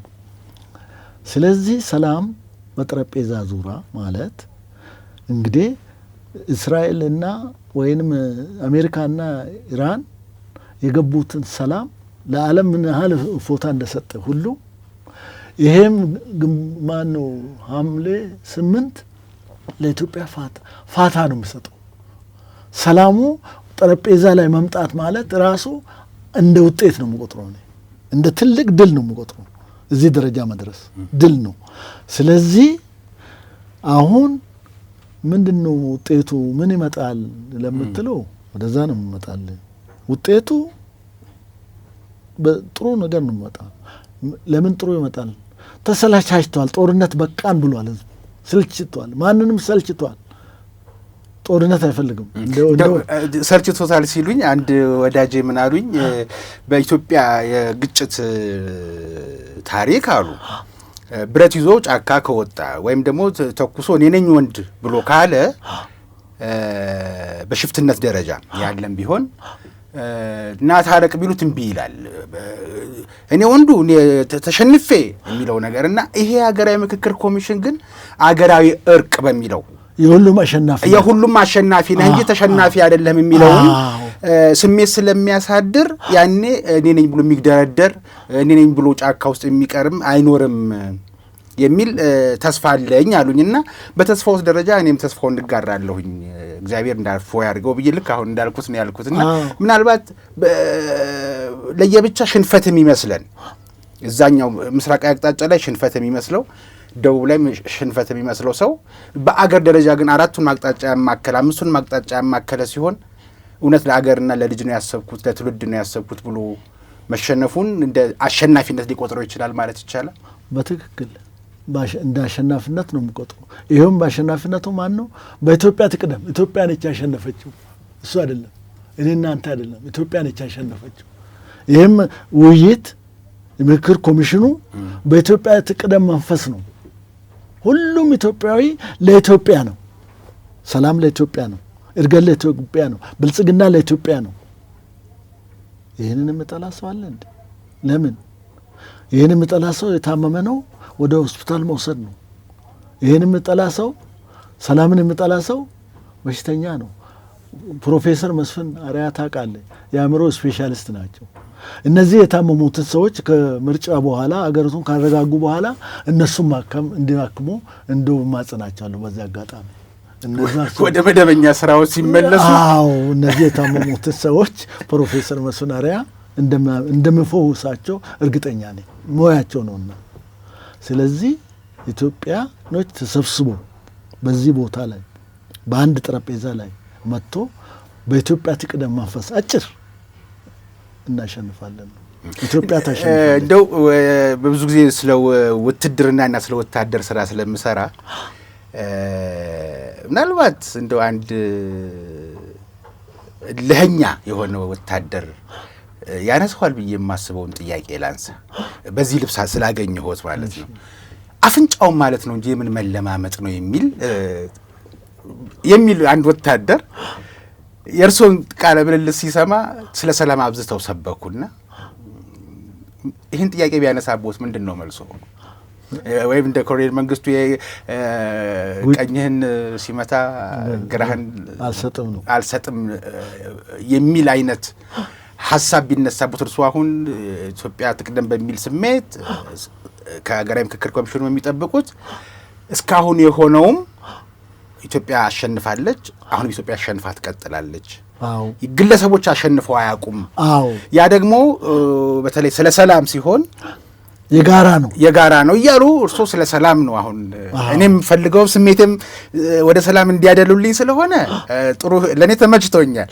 ግን አንድ ወታደር ተነስቶ በዚህ ልብስ ይሄንን ቃለ ምልልስ የሚያይ ምን መለማመጥ ነው አፍንጫው ማለት ነው እንጂ የሚል ጥያቄ ቢያነሳቦት መልሶት ምንድነው? መልሶ አሁንም ስለ ሰላም ይነግሩታል ይላል። እንዴ የምለው ሰው ደግሞ አጭር ነው። ሄዴ ሞክር ይሄ ምን ማለት ነው? በውስጥ አዋቂነት የኢትዮጵያ ሰራዊት አደረጃጀት እንግዲህ ከመጀመሪያ እስከ መጨረሻ የውስጡ የኖርኩ ነኝ። አሁንም ወታደር ባልሆን ታዝባለሁ። የኢትዮጵያ ሰራዊት ማለት በአሁኑ ደረጃ የደረሰበት የእርገት ደረጃ እንደምገመግመውና እንደምረዳ ረመጥ ነው። ረመጥ ታውቃለህ? ረመጥ ከላይ ምንድን ነው የምታየው? አመድ ነው። ምንም አይታወቅም። ምንም ካሞፍላጅ አለው። እንደው ምንም ነገር አመድ ነው። ደካማ ነገር አድርጎ ነው የሚመለከቱት። ንፋስ በስሱ እንኳን ቢመጣፍ የሚል ይመስላቸዋል። ነገሩ ግን ረመጥ ነው።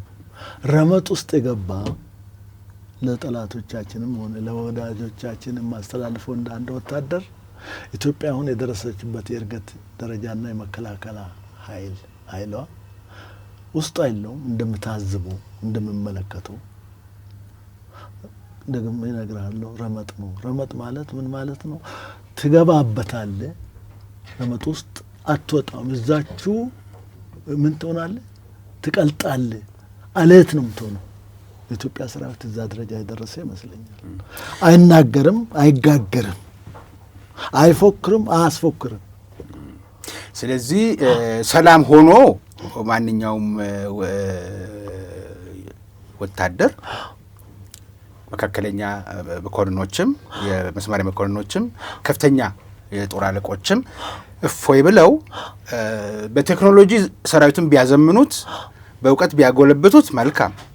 አለበለዚያ ግን አፍንጫው መመታት ካለበትም ካለ አፍንጫው ይመታል እንጂ አጓጉድም ስብከት አያስፈልግም ነው። ጠቅላላ ሳደርገው ይሄ ነው ያሉኝ። ምን መሰለህ መልሱን እነሱ ይስጡ። እኔና አንተ መልስ አንሰጥም።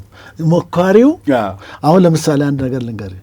ጥሩ ነው ይሄና ፕሮግራሙ ሀቅና ሳቅ ስለሆነ ነው እኮ ስለሆነ እንሳቅ።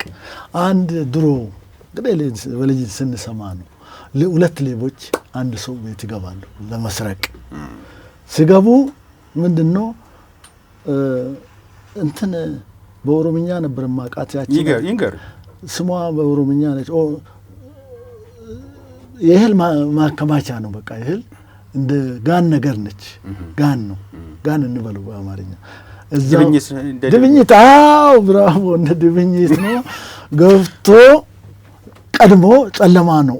እጁን ይከታል። ያገኘው እዛ ውስጥ አውሬ ያለ እጁን ጉሙድ ያደርጋል፣ ያስቀረዋል። እጁን መልስና ምን አገኘ አለው። ሂድና ሞክር። እኔ ያገኘሁት አግኝቻለሁ፣ በጣም ነው ያገኘሁት፣ አንተ ሞክር አለው። ያም ስሞክር እጁን አጥቷልና የምፈልግ ሰው ይሞክርና ይሄ እንግዲህ በሚገባው ቋንቋ ቀይ መስመር አልፎ ለሚመጣው እንደ አገር ሉዓላዊ ዘብ አለን ለማለት ነው። እና ያ ሰው የሚጠይቀው የሚያነሳው ነገር የሚመለከተው የማይመለከተው አይመለከተው። አሁን ለተተኪው ትውልድ ወደ ቴክኖሎጂ እመጣለሁኝ ለሚል አንተ ዘምነህ ሀገርህን አዘምን ቁጭ ብለህ ለመፍጠር አይምሮህን ስትጠቀም የሚያውክህ የጦርነት የሚያውክህ የግጭት ወሬ አትስማ ለሚለው ለሲቪሉ ነው እያስተማርን ያለ ነው። ልክ ትክክል አይደለ? ትክክል ነው። ትክክል አባት አደራ የምናወራርሰው እንደሱ ነው። ስለዚህ ጨዋታችንም ከሰላሙ አንጻር ነው። አላማችን ሰላምና ሰላም ብቻ ነው። ከዛ በኋላ ላለው ነገር መንግስት ይጨነቅበት። እኔ አይደለሁም። መንግስት አስቀምጠናል፣ መርጠናል። መንግስት ቅድም እንደነገርኩ 1925 መስከረም መንግስት ይመሰረታል። ያ የተመሰረተው መንግስት መልስ ይስጥበት። ጥያቄያችንን እያገባደድን ነው። በእኔ በኩል ከሚገባው በላይ ሄጃለሁ። ሐምሌ 8ን ፈለገ ሰው ሌላ ትርጓሜ ሊሰጠው ይችላል። ግን ኢትዮጵያ እስካሁን ስታሸንፍ የመጣችበት እስካሁን ማሸነፏን አሳየችንና የወደፊት ጉዞዋን መዳረሻዋን ነገረችንና መሞሸር ፈለገች። ልጆቿን በአንድ ድንኳን ውስጥ በአንድ ጣራ ውስጥ ማድረግ ፈለገች። ለዛም ቀነ ቀጠሮ ያዘች ብዬ ነው። ይሄንን ለምን እንዲህ አልክ ተብሎ ሊተረጎምብኝ የሚፈልግ ካለ እሺ። እዚህ ላይ እኔ ደግሞ አንድ የምጨምርልኝ ነገር አለ። ይሄ ሁሉ ነገር ተጠናቆ ወደ ሰላም ገብተን ሰላማዊ ስራችን ጀምረን እንደ ሀገር አንድ ሆነን ስንቀጥል ያንን የተገኘውን ሰላም በምርጫም ተገኝቷል። ሰላም በኢትዮጵያ ትቅደም በመወያየትም ኢትዮጵያ ታሸንፋለች፣ ታሸንፋ ትሻገራለች። ይሄ የተገኘውን ድል ደግሞ አደራ የምሰጠው አደራ የምነግረው የማስተላልፈው መንግስት ይሄ የተገኘውን እድል የተገኘውን ተስፋ የተገኘውን ጸጋና ብልጽግና የተገኘውን ልማት በአጠቃላይ በሀገሪቷ ውስጥ ያለውን እንዲጠብቅና እንዲያስከብር እንዲያስቀጥል በዚህ አጋጣሚ መልእክቴን አስተላልፋለሁ። ተጨማሪ መልእክትም እንዲያስተላልፉልኝ ሌላ እድል ሰጠውታለሁ። ቀድመ እኔም ማለት የፈለግኩት ትርጓሜውን የፈለገ ሰው የፈለገውን አድርጎ መተርጎም ቢፈልግ ለመሞሸር በአንድ ድንኳን ውስጥ ልጆቿን ሰብስባለች፣ ጠርታለች ሐምሌ 8 ያልኩበት ምክንያት በአግባቡ የተመገበ አንድ ሰርግ ቦታ ላይ ሄዶ ቢፌ ነው። አሁን ድሮ በመሶብ ነው በእናንተ ጊዜ። ልክ ነው። አሁን ግን ቢፌ ሆንና አይን ሳስቶ ከአቅም በላይ የምንይዝ ሰዎች አለን። ሞላ እናደርገዋለን ሳህኑን። ከሳህኑ ውጭም በተለያየ አያያዝ የምንይዛቸው ተጨማሪ ምግቦች አሉ። ተመልሶ ግን ሄዶ መመገብ ይቻላል። የሚፈልገውን ያክል ተወስዶ ተበልቶ ከጣፈጠው ላይ መጨመር ይቻላል። እንደዛ በአልተገባ ሁኔታ የሄደው ተርፎም ይባክናል፣ ለጤናም ጥሩ አይደለም። እዛ ላይ የሚቀርቡ መጠጦችም ድግሱ ላይ ያሉ ከመጠን በላይም ከተወሰዱ አፍላፊውም ይመጣል፣ ሰላሙም ይደፈርሳል። እዛ ድንኳን ውስጥ ያለው እንግዲህ እየተረዱ ይኖርች ያለቀ በአግባቡ መመገቡ ለጤናም ጥሩ ነው። በአግባቡ መጠጣቱ እንግዲህ ድግስ የተጠራ ሰው ይሄን ሁሉ ነገር ነው የሚያሟላው። ያ ደግሞ ለሰላም ሲሆን ደግሞ ሀገራዊ ምክክር ኮሚሽን ደግሞ የጠራው ደጋሹ እሱ ስለሆነ ለሰላም የጠራው ጉባኤ ላይ ተገኝቶ ሁሉም ጥሪ የተደረገለት ሰው የበኩሉን አስተዋጽኦ ያደርጋል። ለኢትዮጵያ የሚጠቅም ነገር በኢትዮጵያ ትቅደም ስሜት ያቀርባል ተብሎ ይጠበቃል። እዛ ጉባኤ ላይ የማይገኝ የስሚ የሰማው ግን ከዚሁ ከግጭቱ አዘቅ ሳይወጣ በመከራ ውስጥ ያሳለፈው በየቤቱ በነጋልኝ የሚል ያን ክፉ ቀን የሚራገም ሞልቷል። እውነቱን ስናወራ በጸሎትም በሁሉም ነገርም ድጋፍ ማድረግ ይጠበቅበታል ብዬ አስባለሁ። ስለዚህ ጉባኤው ላይ የማይገኙ ሰዎች በየቤታቸው ላሉ ምን መልእክት አለዎት? አንደኛው እሱ ነው። ሁለተኛው ወደ መንግስት እንመጣለን። አዎ በቤታቸው ያሉት ሰዎች 130 ሚሊዮን ህዝብ በቤቱ ነው አለ። በየተወደብ ቅድም በዓለም ጀምሬ በሀገር ውስጥ ጀምሬ ወደ ዓለም ወደ አፍሪካ እንደዘረጋው ሁሉ እዚያ ያሉ ሰዎች ሁሉ ከዚህ ምክክር ውጤት ይጠብቃሉ። ውጤቱ ምንድነው? ሰላም። ሰላም ምንድነው? የሰላም ጮራ በመላ ኢትዮጵያ እንዲፈነጥቅ ይፈልጋሉ። እኔም አንተም ሰላም ነውና ጥማታችን፣ ሰላም ነውና ችግራችን። ይህንን ለአንድና ለመጨረሻ ጊዜ በኢትዮጵያ ትቅደም መንፈስ፣ በኢትዮጵያ ትቅደም መንፈስ ማለት ለኢትዮጵያ ሲባል ማለት ነው። ሌላ ነገር የለም። ኢትዮጵያ ትቅደም ስንል ሁሉ ነገር ለኢትዮጵያ ይሁን ማለት ነው። ስለዚህ የራሳቸውን ስሜት ወደ ውስጥ ትቶ በቤቴም ቢሆን ስሰማ ተባራሪ ወሬም ስሰማ ምንም በቃኝ፣ እኔ በቃኝ።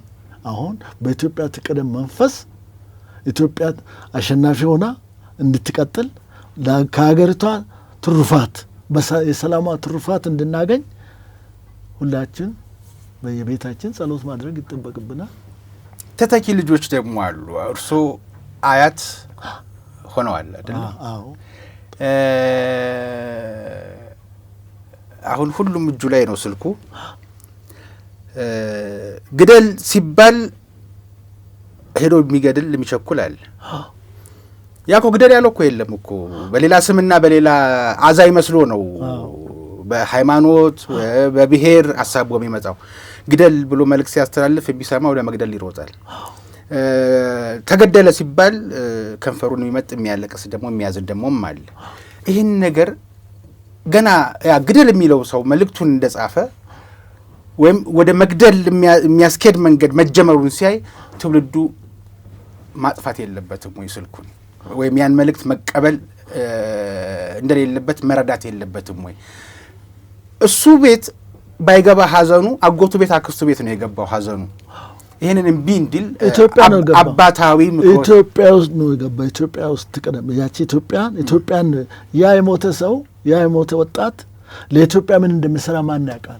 ምን እንደሚፈጥር ማን ያውቃል? አፈር የሆነ ሰው ከአፈር የሆነ ሰው ምን ይጠበቃል? ቤተሰቡ ያዝናል፣ እናቱ ታዝናለች፣ አባቱ ያዝናል፣ እህቱ ታዝናለች፣ ጎረቤቱ ያዝናል። አዘን ነው የምገባለት። ትርፉ አዘን ነው፣ ሌላ ነገር የለም። ምንም የምገባ ነገር የለም። አዘን ነው የምገባ፣ ብሶት ነው የምገባ። ይህንን ለማስቀረት እንደነገርኩ ሐምሌ 8 የዚህ ሁሉ ችግሮች መፍቻና መክፈቻ በሩ እሱ ብቻ ነው። ሐምሌ 8 ስንል ከአገራዊ ምክክር ኮሚሽኑ አንጓሎ ሲንከባለል የመጡ ችግሮች እነዚህ ናቸው። እነዚህ በጣም መፍትሄ የሚያስፈልጉ ናቸው። በኢትዮጵያ ትቅደም እንዳልነው ኢትዮጵያ ቀድማ እንድትሄድ እንድትሻገር ካለባት ችግር አንኳሩ ችግር ይሄ ነው።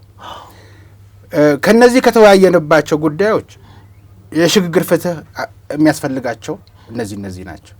ያጠፋ ይሄ የፍርድ ሊያርፍበት ይገባል፣ ተጠያቂ ሊሆን ይገባል። ይሄ ደግሞ እንደ አባቶቻችን ድንጋይ ተሸክመው ይቅር በሉኝ ብሎ ጉልበት ላይ መውደቅ አለበት። በዚህ ይቅር ሊባል የሚታለፍ ነው። አንተ ሁለተኛ እንዳትደግመው ሰው ደግሞ የሚታለፈው ደግሞ ይሄ ነገር ነው። እነዚህን እንደ ህዝብ የምንሰራቸው ናቸው። እንደ መንግስት ደግሞ ልታሻሽላቸው የሚገባቸው ሲያጋጩን የነበሩት እነዚህ ነገሮች ጉዳዩን እንዳልበጠብጥበት ብዬ ነው የማልዘረዝረው። ስርዓት ለመያዝ ማለት ነው። ይሄ ናቸውና ይሄን አስተካክል በህግ ደረጃ ብሎ የሚለየው ከዛ በኋላ ነው። የሚጨመሩም የሚቀነሱትም ነገሮች እሱ የሚወስናቸው ነገሮች አይደሉም። ምክር ሀሳብ ነው የሚያቀርብ። አንዳንዴ ከሀገራዊ ምክክር ኮሚሽኑ የመጨረሻ መፍትሄ አድርጎ የሚቀበል ሰው እንደ ህግ ሆኖ እንዲያወጣለት የሚፈልግ ሰውም ስላለ ወደ መንግስት ነው የሚቀርበው አይደለም ወይ ልሎት ነው። አዎ ለምሳሌ ጥሩ ነው የሚወሰን ይወሰናል። እዛው እንትኑ ላይ አቅጣጫ ነው አቅጣጫ ይሰጣል። ለአቅጣጫ አሰጣጥ ትንሽ የሚቸግር ካለ በሂደር ይቀመጣል።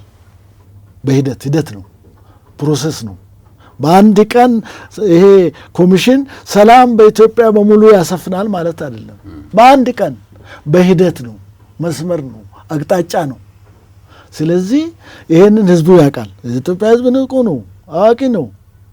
ለኢትዮጵያ ህዝብ አይነገረውም፣ ያውቃል። ስለዚህ ምን አመጣችሁ ወዴት አቅጣጫ ነው ሲመለሱ የሚጠይቃቸው። ይሄ በዚህ አቅጣጫ ነው የመጣ ነው፣ ይሄን አቅጣጫ ተከትለን እንቀጥላለን ነው። በአንድ ቀን ታምር አይፈጠርም፣ በወር አይፈጠርም፣ በአመት አይፈጠርም፣ ሂደት ነው። ጥያቄን ጨርሻለሁ። እንደ መውጫ እንግዲህ ቅድም ቀበናንም ሌሎችንም የሚያስገርሙ ሁኔታዎችን ለማየት ሞክረናልና ምን ተስፋ አለኝ ቀበናን ሄጄ አይቼዋለሁ። ጉባም ሄጄ ታላቅ ህዳሴ ግድብንም አይቻለሁ እና ግድቡን የሚመስል ፏፏቴ እየጎፈላ ከላይ ከንጦጦ ተወርውሮ መጥቶ ቀበና ጋር ሲደርስ ድሮ ይዋኝበት ነበር እንዴ ብሎ ለማስታወስ ይመስለኛል ቆም ብሎ እንደ ግድብ የሚፈስ ውሃ አለ። ጸጥታውና ከውሃ ጋር ያለው ጨዋታ አንዳንድ መንፈሱን ማሳረፍ የሚፈልግ ሰው የሚያርፍበት ለወጣቱ እድሜ ጸጋ ነው ይባላል አይደል? እኔ ደግሞ አሁን ወደ ልጅነት መመለስ ብችል ምክንያቱም ብዙ ነገሮች አመልጠውኛል ብዬ የማስባቸውን ነገሮች እያየሁ ነውና ተተኪው ትውልድ እድለኛ ነው። መጥቶ ማሰብ ቢችል ማንሰላሰል ቢችል መፍጠር አይምሮን ለፈጠራ የሚሆን ነገር ለማሰላሰል የሚያስችል በጣም ብዙ ነገሮች እያየሁ ነውና ይሄ እድለኛ ትውልድ ይህን ጠብቆ እንዲሄድ ምን አስተዋጽኦ ማበርከት አለበት? ራሱን ለማበልጸግ ራሱን ከፍ ለማድረግ ምክንያቱም እሱ ከፍ ባለ ባልደረቦቹ ጓደኞቹ ከፍ ባሉ ቁጥር ኢትዮጵያም ከፍ ትላለች፣ ኢትዮጵያም ትቀድማለችና መንግስትስ እንዴት ያግዘው? በተለይ አሁን የመጨረሻ ጥያቄ ስለሆነ አያይዘው እንዲመልሱልኝ። በተለይ አሁን መመረጡን አውቆታል እስካሁን ያለው ገዢው ፓርቲ በስልጣን ላይ እያለ ምርጫ ይደረግ ተብሎ ምርጫ ቢደረግም እንደው ከተሸነፍኩ ብሎ ወደ ኋላ አላለም። ሌሎች ስራዎችን ቀጥሏቸዋል። ያስመረቀውም ቀበናውም ከምርጫው በኋላ ያየነው ነገር መንግስትስ ምንድነው ማድረግ ያለው? እንደው ስልጣኑንም አግኝቻለሁ የሚቀጥለው 5 ዓመት የሚናገረኝ የለም፣ የምቆጣውም የምገስጸውም አጠገቤ ያለም ሹም የለም ብሎ ዝም ማለት አለበት ወይንስ በትኩረት ሊሰራው የሚገባው ነገር አለ ወይ? እንደ አንድ ዜጋ የሚታየው እንዲህ ማድረግ አለብህ የመረጥንህ እንዲህ እንድታደርግ ነው ብሎ የሚሉት ነገር አለዎት? የመውጫ ጥያቄም ነው። አዎ ይሄ ጥሩ ጥያቄ ነው። አመሰግናለሁ። መንግስት የመረጥ ግማን ነው መቼ ነው? ግንቦት 24 አዎ ግንቦት 24 ቀን ስንመርጥ ህዝቡ ሲመርጥ ኃላፊነቱን ለመንግስት ሰጥቷል። ይሄ መንግስት ገና ታዳጊ መንግስት ነው። ማለትም በኢኮኖሚም በቴክኖሎጂም ገና ጀማሪ ነው። ይሄ መንግስት በዚች በ7 ዓመት ውስጥ ወይም በ8 ዓመት ውስጥ ለኢትዮጵያ ያሳየው ውጤት በቀደም ዕለት ጠቅላይ ሚኒስትር አብይ አህመድ በቴሌቪዥን መልእክት አስተላልፎ ነበር። ተከታትያለሁ። በጣም ነው የተከታተልኩት። ለኢትዮጵያ የሚበጀው ለተተኪ ትውልድ የሚበጀው አቅጣጫ ያገኙ ይመስለኛል። አግኝቷል። የሚገርሙ ነው። ለዚህ ነው ወጣት አገር በወጣት ትመራ ማለት ውጤታማ ያደርጋል ማለት ይሄ ነው። ሽማግሌዎች ውስጥ ተግባራቸው ከጀርባ ሆኖ ልጆች እቺን ነገር አስተካክሎ እቺ ጥሩ ነው ዘግዩ ትንሽ እዚች ላይ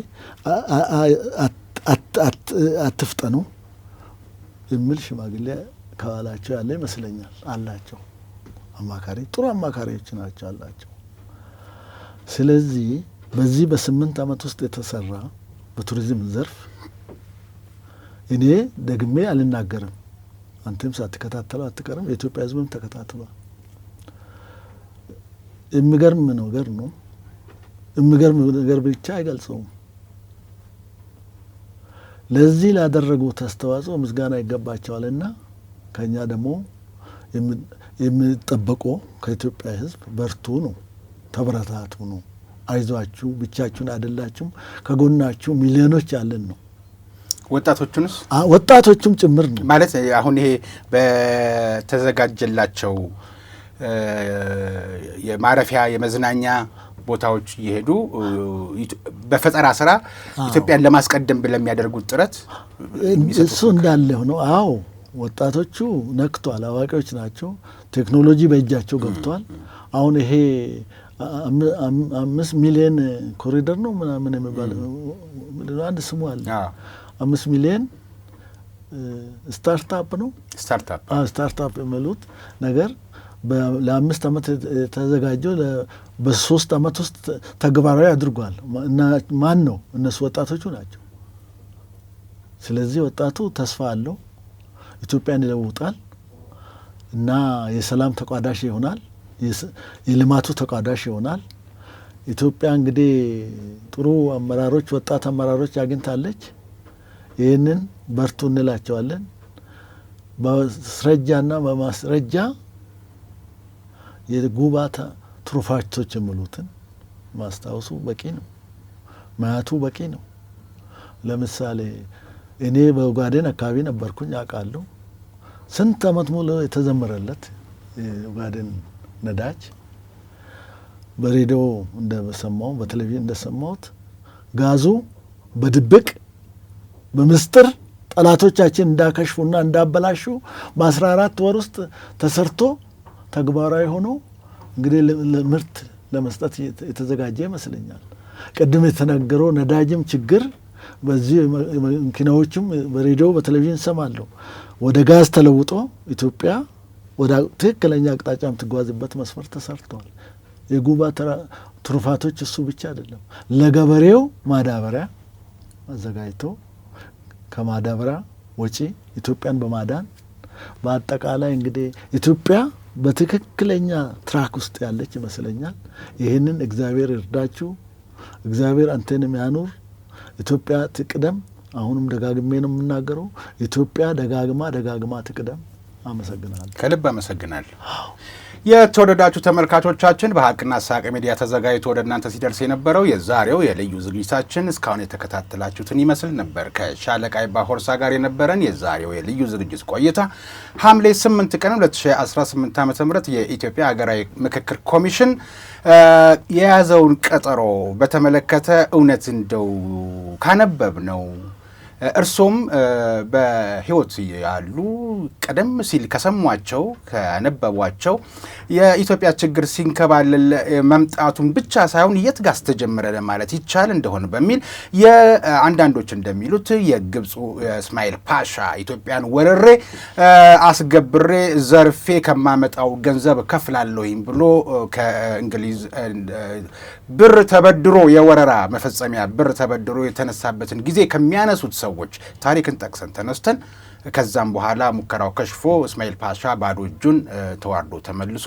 እዳውንም ሳይከፍል ስልጣኑንም እስከማጣት የደረሰበትን የግብፅን የወረራ ሙከራ አስታውሰን ከዛስ በኋላ እስከ ቀዳማዊ ምኒልክ ከዛስ በኋላ ዳግማዊ ምኒልክ ቀዳማዊ አፄ ኃይለ ሥላሴ ኮሎኔል መንግስቱ ኃይለማርያም ከዛም በኋላ ደግሞ በምዕራባውያንና በአንዳንድ የአውሮፓ ሀገራት በተለይ ደግሞ በግብፅና በሱዳን አንቀልባ ታዝሎ አዲስ አበባ ገብቶ 4 ኪሎ ቤተ መንግስት የነበረው የህወሓት ኢህአዴግ አገዛዝ 27 ዓመት በስልጣን ላይ ያለ ህዝቡና እኔ አንድ ነን በሚል የትግራይን ህዝብ በስሙ ሲነግድበት ቢቆይም ለውሃ እጦት ለኑሮ መወደድ ዳረገው እንጂ የፈየደለት ነገር አልነበረም። በዛ ማዕከላዊ መንግስት ስልጣኑን ሲያጣ ደግሞ መቀሌ ገብቶ የትግራይ ህዝብና ህወሓት አንድ ናቸው በሚል አሁንም ወደ ማዕከላዊ መንግስት ስልጣን ለመመለስ አንዳንድ ጊዜም ደግሞ ትግራይን እገነጥላለሁ የሚል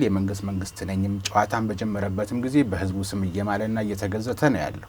ይሄ ሁሉ የሚሆነው በውጭ ኃይሎች ጠላቶቻችን የገንዘብና የሀሳብ እርዳታና ድጋፍ እንጂ ራሳችን ኢትዮጵያውያን ወንድማማቾች እህትማማቾች አንዳችን በአንዳችን ጨክነን ተጣልተን ያመጣነው ችግር አይደለም የሚል ድምዳሜ ያለው ነው ሀሳብ አንስተን የነበረው። መፍትሄውም ደግሞ እስካሁን ሲንከባለሉ የነበሩትን ችግሮችን በመንቀስ የኢትዮጵያ ሀገራዊ ምክክር ኮሚሽን በዋና ኮሚሽነርነት የሚመሩት ፕሮፌሰር መስፍን አርአያ የትምህርት እውቀታቸውና ስራ ሙያቸው የነበረው የተመሰከረላቸው የአእምሮ ስፔሻሊስት ናቸውና ምናልባት ከኢትዮጵያ ትቅደም መርህ ለሚያፈነግጡ የሰላም የሚለው ቃል ለማይዋጥላቸው አሁንም በእልቂትና በደም ማፍሰስ እንደጨቀየን እጃችን እንዳደፈ እንቀጥላለን የሚሉ በጣት የሚቆጠሩ ብዙ ያልሆኑ በጣት የሚቆጠሩ ግለሰቦች ካገኟቸው እንኳን እነሱን ከአገራዊ ምክክር ኮሚሽን ስልጣን ወይም የእድሜ መጠናቀቅ በኋላ ወደ ጥቁር አንበሳ ወስደው ያክሙልን ዘንድ ጥሪ ያቀርባሉ የሚሉ ነበሩ የዛሬው እንግዳይ ሻለቃ ባወርሳ። የተወደዳችሁ በዛሬው ልዩ ዝግጅት ያነሳናቸው ለአገራዊ ምክክር ኮሚሽኑ ግብአት ለኢትዮጵያ ትቅደም ሰላም መስፈን አስተዋጽኦ የሚያደርግ ሀሳብ አለኝ ካላችሁ በአካል ሀቅና ሳቅ ሚዲያ ብቅ እንድትሉ ሀሳባችሁ እንድታካፍሉን እንጋብዛለን። የዛሬውን በዚህ ያበቃው። ጤና ይስጥልኝ።